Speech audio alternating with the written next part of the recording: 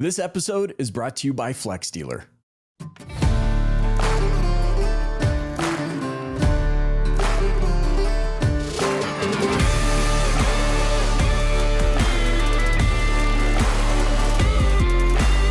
Hey, auto industry, welcome to this episode of the Dealer Playbook Podcast. We're going to be talking all about my favorite topic, creating a culture of high performance by leveraging the science of bravery with my guest, Jill Schulman. Stay tuned. Hey, Jill, welcome to the Dealer Playbook.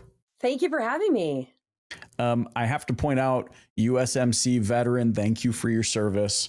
Thank you. I think it's so tremendous, and I'm so infatuated by the services. I mean, many that listen know my counterpart, my right hand, Emerson Abria, who's a 20-year retired veteran, and I've learned so much about the U.S. Marine Corps through him. That now I'm like, I just want to be like, just tell us everything. You know, I'm just that is a topic in and of itself. I feel like we could have a podcast about. But I want to dig into this. Yeah. You are, first of all, a tremendous leader. I can already tell just by the way you articulate the thoughts you have around our subject matter today, which I'm going to get to.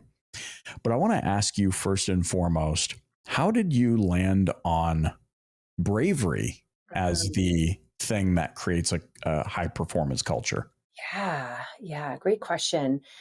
A couple of years ago, I decided to go back to school. Talk about being brave. Like, I haven't been in college since I was, 18 to 22, but I'm one of those lifelong learners. I love learning more. And my business is, I have a leadership development business. So it's always my job to be learning and what's the latest in organizational psychology. Like, what do I know that if my clients will do, it will actually move the needle on performance, culture, all that. So I stumbled onto the subject of the science of happiness and well-being. Did you even know that existed? Right? There's a scientific study of elevating happiness and well-being, and it's called positive psychology. And I was like, oh, what is this all about? And the reason I got interested in it is because there's this gentleman, his name is Sean Aker, and he wrote a book called The Happiness Advantage. I watched his TED Talk, and then I read his book, and it was all about how positive emotions, that's the fuel for driving results. And I was like, wait a second here. So I got obsessed with like the psychology of happiness and well-being and how it can impact business results. So when I started reading all these books, I'm like, I want to study this. And I decided to actually went back to school. So University of Pennsylvania has the very first program. It's like the best school in the world on positive psychology. And I went back to school. And when I was back and studying the science of happiness and well-being, what I stumbled upon is a little slice that became the most interesting to me. What I think is most needed in the world is people need to understand that they can build their bravery muscle. There's so many misconceptions out there. One of them, if I can just talk about, is our world, we're getting too damn soft. Ooh, preach. Let's go. Yeah, we are. Yes. And I think it's just because there's so much convenience out there. And then you and I, you said you have a son, right? Yep. 2 sons. And I have 2 daughters. And I feel like I sometimes see the world through their lens, and everything they're learning is like, oh, have self-care days and no stress. And if it's challenging, like, don't do it. Like, I feel like there's this bill of goods being sold out there. Like the secret to happiness is just having a comfortable, easy life. And that's where we have to look at the scientific study, you guys. That is not the truth. And as I was studying positive psychology, and I see the messages, and I feel like the direction we're going in the world, like comfort equals happiness. That is bullshit. I don't know if I can swear in here, but it's just not the truth. Right. And I could just come in and say, like, this is what I think because I'm Jill and I'm a badass, like, United States Marine. Like, no one really cares about my opinion. So what I like to bring is, let's look at the evidence, the scientific facts of what really can bring you your best life. And so I just dove into that. And what I found is, like, bravery is really that key ingredient that we need to be able to go after what we want. So, in the scientific study of happiness and well-being, there's 5 things that we know can lead to higher levels of happiness and well-being. And one of them is accomplishment. So there's this acronym PERMA. One is positive emotions, P. So that is experiencing like joy and happiness in the moment, but that's only 1/5 of happiness. Some people think that joy and happiness in the moment that's all what happened. No, it's Right. positive emotions is only 1/5. And then the E in PERMA is engagement, getting into flow. The R is relationships, the quality of our relationships. M is meaning, and A is accomplishment. And I kind of dove into that accomplishment. Like a lot of people what do we want to accomplish? They've got to be meaningful. They've got to be intrinsically motivating. But what holds people back from really accomplishing what they want in life is fear. So as I dug into it, I'm like, this is it. People want to stay comfortable. They have fear holding them back. And if what we really want in happiness is on the other side of something really hard, it takes bravery to get there. So I just ended up doing a deep dive and gotten to know all the researchers on bravery and really like seeking to understand it. So that's what I'm on a mission to do, is help people understand that bravery isn't something you're born with. It's something that you can build like a muscle. Like if someone wants to be strong, and they have wimpy arms and they're not fit, they don't just say, oh, I wasn't born this way. They go, no, you got to do the work. So anyone can build the skill of bravery. And when they do, then it's amazing what it does to that person in terms of like their self-confidence increases. They have more of an impact in the world. And then that's why it leads to higher levels of happiness and well-being, is because it's that the increase in self-confidence and self-efficacy, like you feel like you're proud. You look in the mirror and you're like, that is someone I'm proud of because of what I've accomplished. And I have stepped forward in the presence of fear to go after what I want. So it's a really long answer to a simple question. I love this. And you'll notice I look down. The audience knows this about me. I'm a ferocious note taker. Okay, love it. And so as you're talking, I mean, there's so many things that are popping out to me. I think about my own journey and the things that have led me to where I am today, going from a 20-something-year-old suicidally depressed for a decade, thought I wouldn't measure to much, and passing through a period of pain that I look back now, this is going to sound so weird. I hope everyone takes this in the right context. I look back now with a certain degree of fondness because of what came as a result, facing fear, as you're talking about, facing the things that scared the absolute crap out of me. One of which, probably the pinnacle of which, is mediocrity. I learned that I was afraid of the possibility of living a mediocre life. And then, peel back the onion layers on that. What does a mediocre mean to me? What's my definition of that? What's my definition of happiness and success and all these things? And you've said something in interviews I want to touch on because I think it feeds into this. And pre-show, I said, you're the only other person I've heard say this. And I wonder I can't help but wonder, Jill, if it comes from this idea of passing through pain and doing the hard work, which is, I think I might have just said this to my oldest son a week ago. I'm like, bro, what is it? I want to hear it. Get comfortable being uncomfortable, because it's going to be a wild ride if you don't embrace. Look, you need to wrap a warm hug around the discomfort, because that's where all the growth happens. And I heard you say it in an interview, and I'm like, oh my gosh, I need to learn more about Jill's thought process on that. Talk to me about, how do we get comfortable being uncomfortable and facing fear? Yeah. I love it. In the Marine Corps, we say, we don't say, get comfortable being uncomfortable. We call it embrace the suck. That's what we say in the Marine Corps. We got this motto, embrace the suck. But what we mean by that is, when we get uncomfortable, that's where the true growth comes. And then that growth and getting through the hard times is what helps us self-actualize, really, in psychology. So like anything that you really want in life is on the other side of something hard. So a common thing that I do when I speak to audiences across the world is I'll usually ask people to reflect on, what is your most proud accomplishment?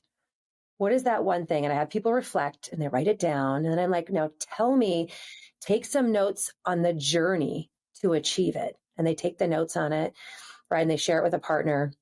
When we come back and we debrief it, like every single time, people, the thing that they're most proud of, like best moment in life, was preceded with this journeys of ups and downs and struggles. And the reason why it was so great is because it wasn't easy. Like if something was just super easy, like you try doing something and then 2 days later you have it, you wouldn't call it your best thing in life, and you just had that reflection. Like you look back and go, like I actually look back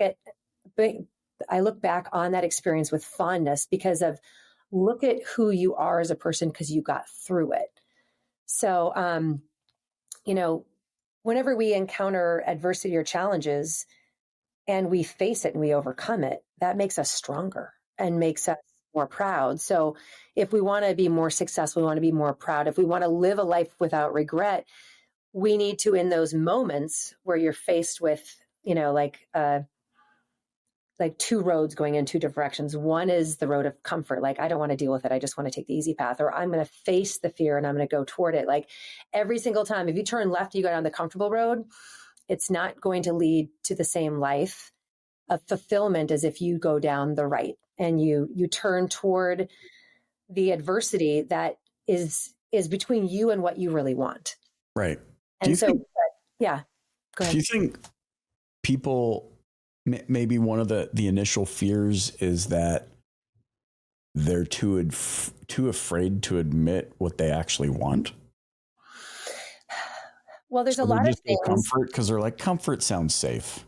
I'm too afraid to admit that I want, I don't know, whatever. Yeah. Well, and I say, like, my message isn't great for everyone. I'm like, if you want a more,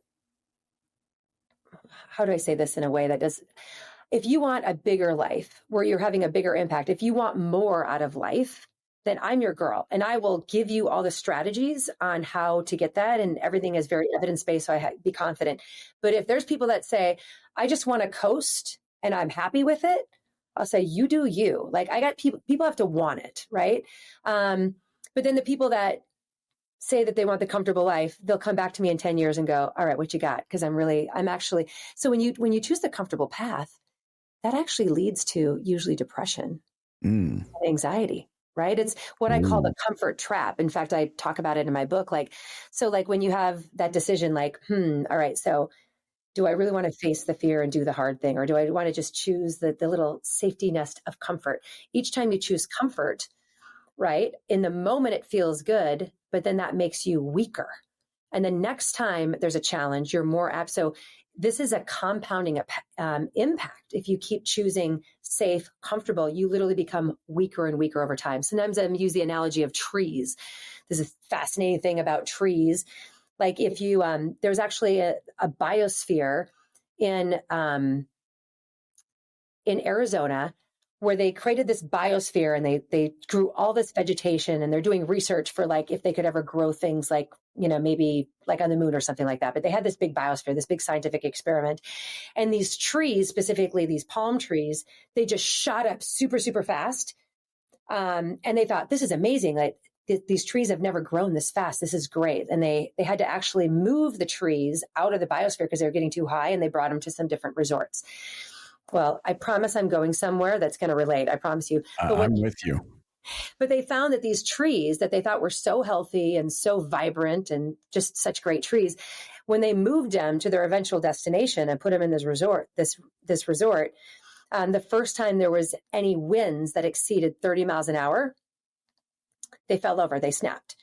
And this is the same thing we are as humans is, when we avoid any type of stress or challenges, it makes us weaker.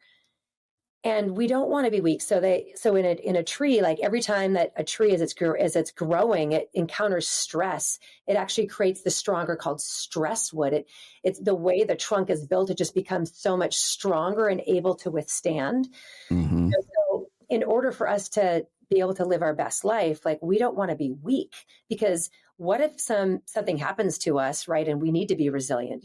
If we're not going after discomfort on a regular basis, then when life does give us a curveball, we're going to be less apt to deal with it. So when people ask me about resilience and they want me to speak on resilience, I'm like, all right, like the key to resilience is not being ready for adversity. I want you.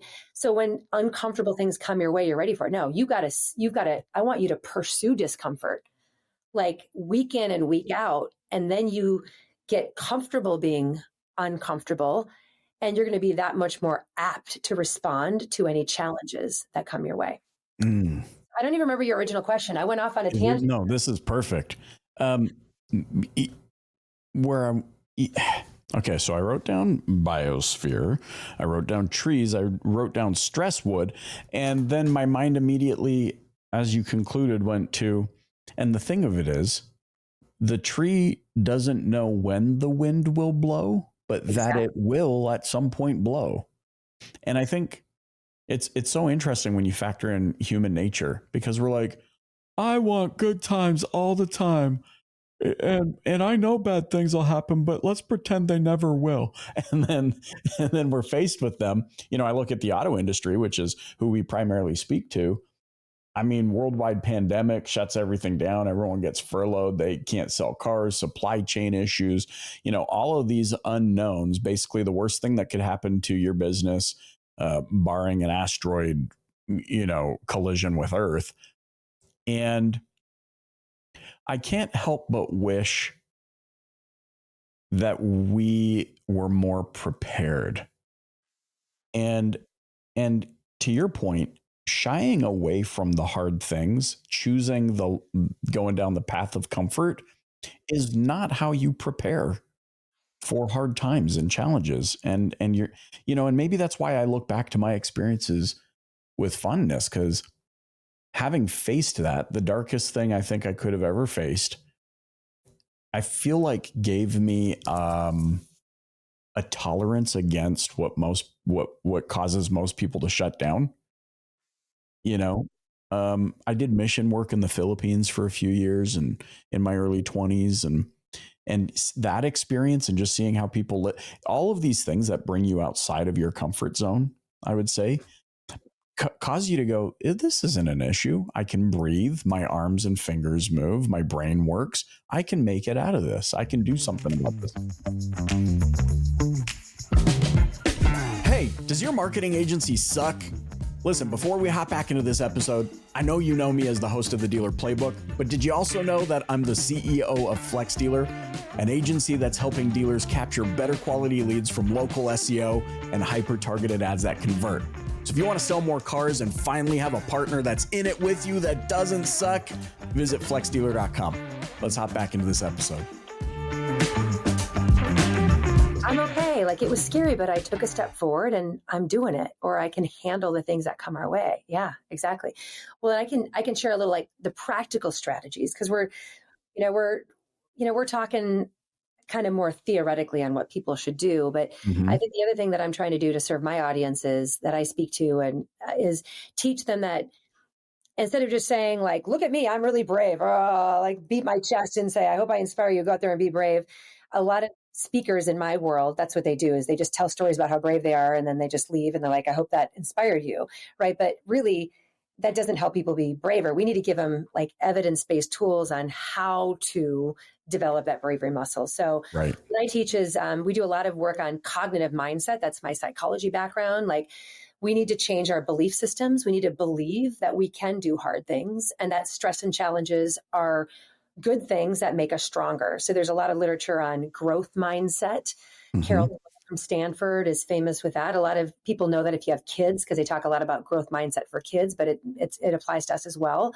And growth mindset is the opposite of fixed mindset. People just think fixed mindset is like, oh, well, I'm just not good at that. I could never do that. Growth mindset is with hard work and effort, I can become skilled in that. It's not going to be easy, but it's my effort that I put into something that will lead to my ability to be able to develop a skill versus I'm good at it or not. So that fixed versus growth mindset. And then also just realizing that the stress and challenges that you'll encounter on the journey to growing and developing isn't a bad thing. It's a good thing. So if you think that stress is bad for you, then when you experience stress, you're going to freak out. And you're not going to be great at handling stress. There's this research by Ali Crum and Kelly McGonigal, these amazing researchers, and they've actually found people's mindset to stress is predictive of their reaction to stress. So can I just give a little secret here? Yeah. stress is not going to go away. Adversity is not going to go away. So just by telling people like, oh, stress is bad, eliminate all stress in life, like that is the wrong flipping message. Like I get so frustrated. Like we need to make people better at handling stress because there's always going to be stress in our lives. So, basically their research said that if you believe stress is bad, then when something stressful happens, you're going to have a psychological response that is unhealthy, and you'll be stuck.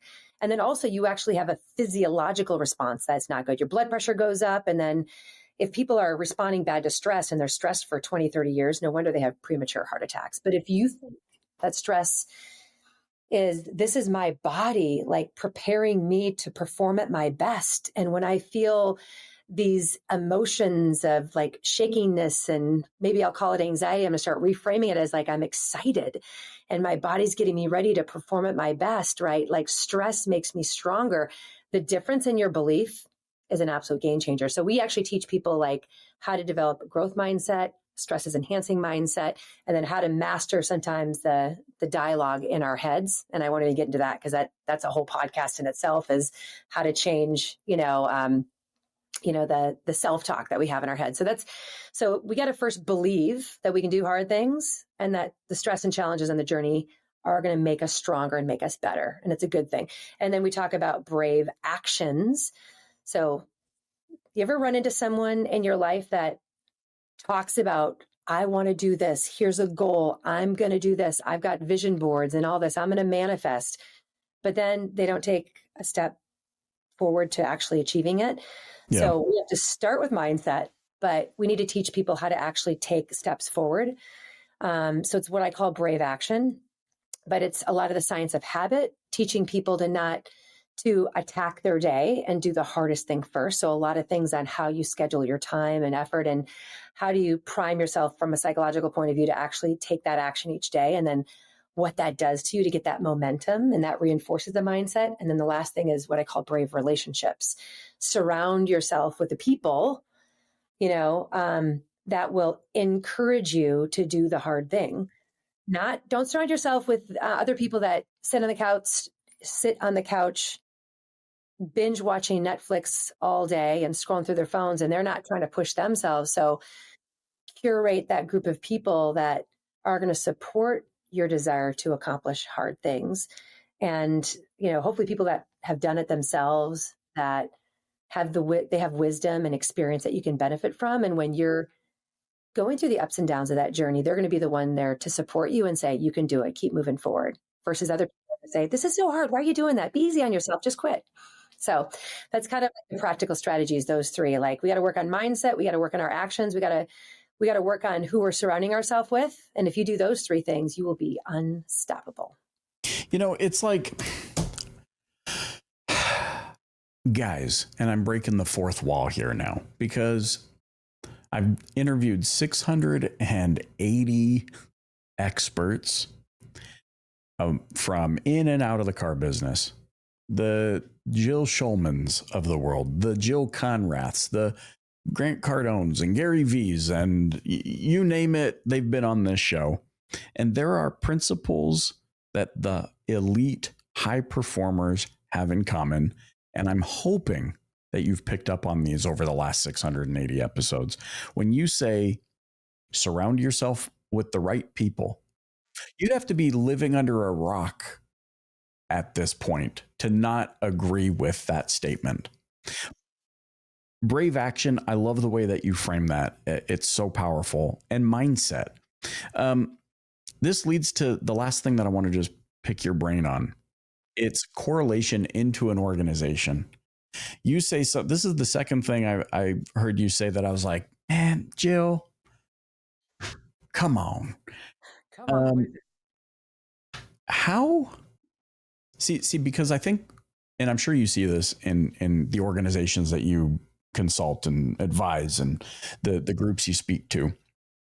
Everyone wants the shiny title so they can flex. They want that, I'm a manager, I'm a head of something, I'm a director, I'm a whatever. And I sit here and my sentiment is, how can you ever lead a group of people at work if you don't know how to lead people at home first. Like if you're not a leader at home, who cares what kind, if you've got a leadership title? And also, if you don't have basic disciplines to lead yourself.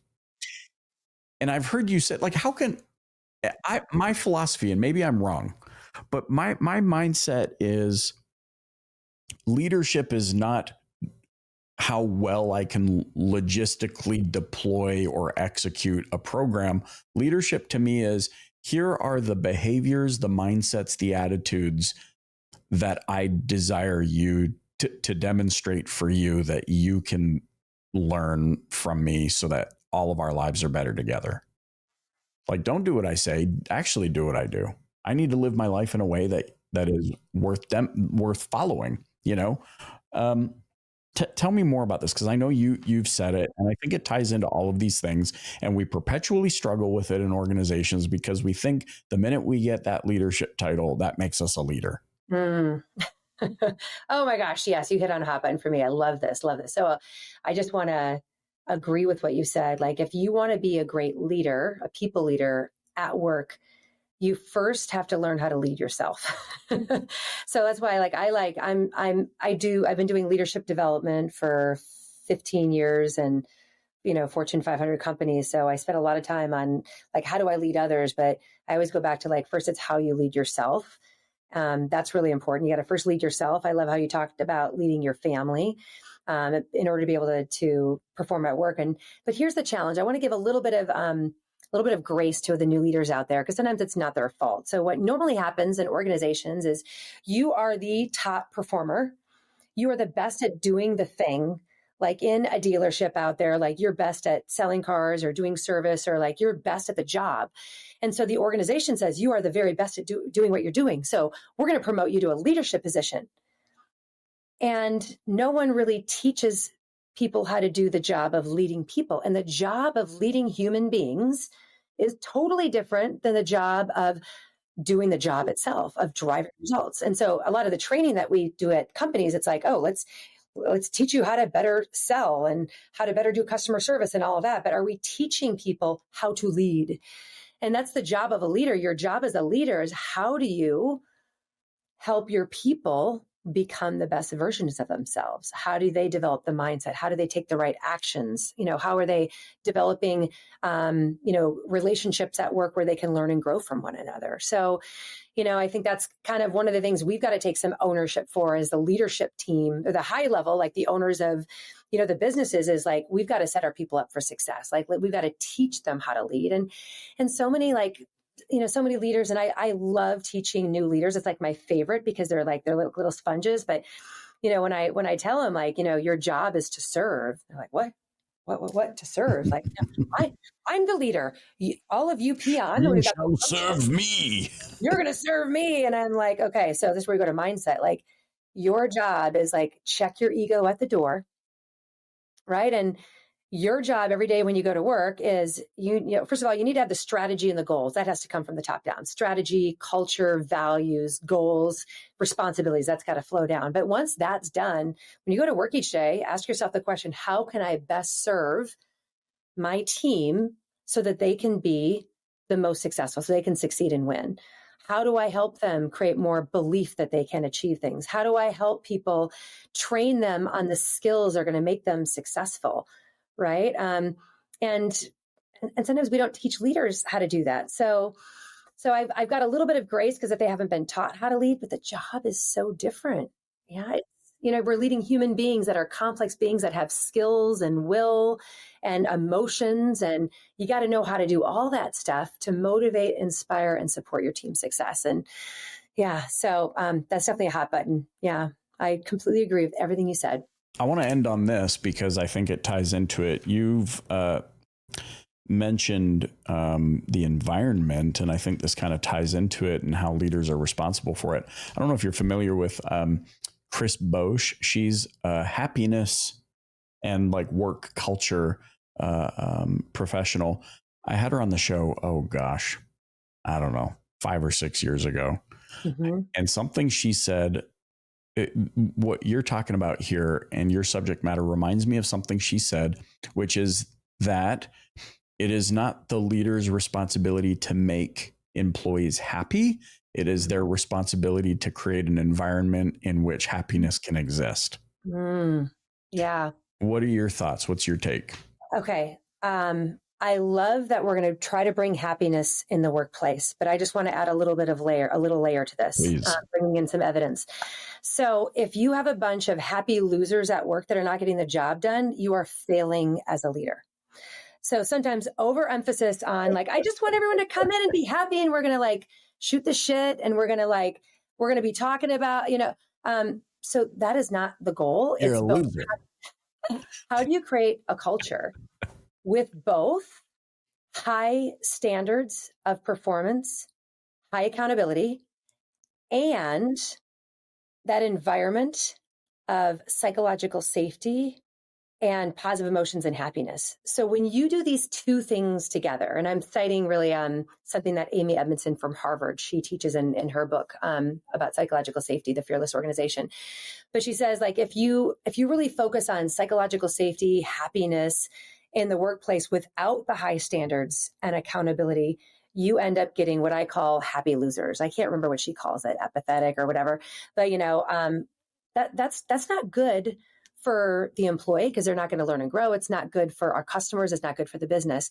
But if you look at the opposite of the scale, if you have a culture of high standards, high accountability, but you don't have people with psychological safety and they enjoy work, happiness at work, then you just have an environment, a culture of stress and anxiety. And that's also what you don't want. But if you can put the two things together, and this is what leaders need to realize, like sometimes leaders think that I have to make a choice. I've got to make a choice. Am I going to be a jerk and hold people accountable and no one's going to like me? Or do I get to be nice and not hold people to standards? And you don't have to make that choice. It's not that conundrum. You can have the two of them together. Care enough about your people that believe in their potential, that they can achieve the high standard. And you care enough about them and you believe enough in them that you will hold them accountable and help them get there. So you want to have that happiness and psychological safety along with a high standard. So you have a culture of high performance where everyone is striving to achieve or exceed the high standards that we have. So people go to work and say, like, I work in a place that I have pride, I bring value, and not just the boss holds me accountable. We all care about the high standards, and then we're going to hold one another accountable. So I would just add that layer. Like sometimes in my world of positive psychology, people, I think, spend too much time just talking about positive emotion. And I'm like, remember, it's 1/5 of happiness and well-being. So I do care about smiling employees coming in, but we can't only focus on that. It's got to be in service to the mission, the goals, and the strategy that we have. I love this. I love this conversation. Thank you so much for joining me. How can those listening and watching connect with you? You can follow me on any social media, LinkedIn, Instagram, Facebook, Twitter, like all those things. And what I try to do there is I try to give like little daily messages, because a lot of times we need a little daily message to remind us to do hard things and to be brave. So I try to give like little messages to like help everyone. So follow me there. Or just my website is jillschulman.com. My last name is spelled SCHULMAN, so jillschulman.com. And then my book you can find my book anywhere books are sold. You can find The Bravery Effect.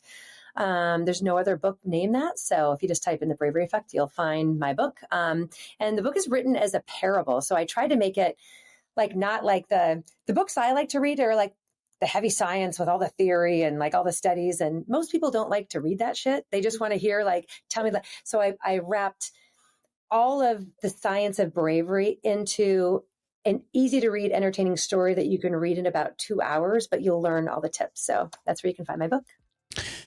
Well, this has been a joy and a delight. Thanks so much for joining me on the Dealer Playbook podcast. And hey, if you made it this far in the episode, which in fact is the end, well, guess what? We're going to get you some free copies of Jill's book, The Bravery Effect. You're going to have to check out the show notes over at thedealerplaybook.com, where you can see how to get a free copy of Jill's book. Jill, thanks so much for joining me on the Dealer Playbook podcast. Thanks for having me. That was fun.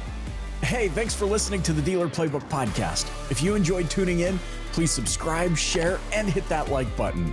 You can also join us and the DPB community on social media. Check back next week for a new Dealer Playbook episode. Thanks so much for joining.